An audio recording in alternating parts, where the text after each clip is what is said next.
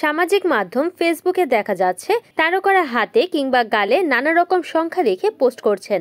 বিশেষ করে নারী তারকাদেরই এমনটা লক্ষ্য করা যাচ্ছে। এটা দেখে অনেকের মনেই প্রশ্ন, এই সংখ্যা লেখার পিছনে কারণ কি?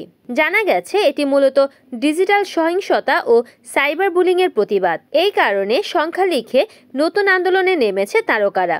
আন্দোলনের নাম মাই নাম্বার মাই রুলস। প্রতিদিন সামাজিক মাধ্যমে তারা কতবার সাইবার বুলিং বা অনলাইন হয়রানির শিকার হন সেই সংখ্যাই প্রকাশ করছেন নিজের ছবির সঙ্গে।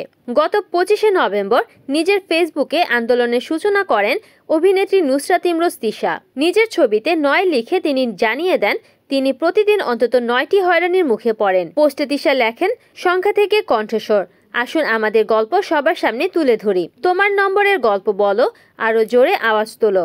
মানুষ হয়তো কেবল একটি সংখ্যা দেখতে পারছেন, কিন্তু আমি যা সহ্য করেছি এবং যা কাটিয়ে উঠেছি তার সবই দেখতে পাচ্ছি।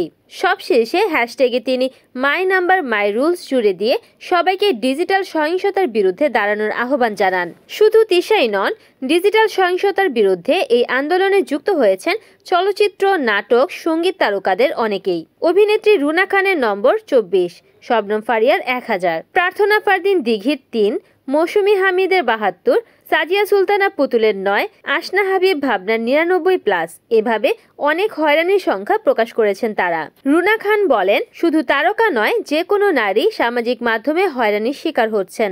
গত 10 বছর ধরে সোশ্যাল মিডিয়া যত দ্রুত মানুষের হাতে পৌঁছেছে তার ব্যবহার বিধি শেখেনি অনেকেই। জানা গেছে মাই নাম্বার মাই রুলস আন্দোলনটি টানা 16 দিন সামাজিক মাধ্যমে চলবে। Desk news, NN TV.